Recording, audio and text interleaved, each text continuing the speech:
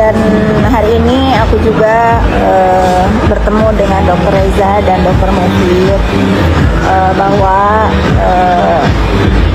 bagus ya, mereka itu sudah tidak lagi mau menggubris fitnahan dan penggiringan opini yang dilakukan oleh para buzzer atau para penggemar yang terdakwa. Mereka sudah melakukan yang terbaik, sudah juga mengklarifikasi masalah unggahan BPOM, ya kita serahkan lagi kepada BPOM. Kalau mau dikoreksi silahkan, kalau enggak juga kan Kepala BPOM udah mengatakan ya bahwa setelah ditarik itu izin edarnya itu ditarik di bulan November. Itu aja yang mereka bisa lakukan.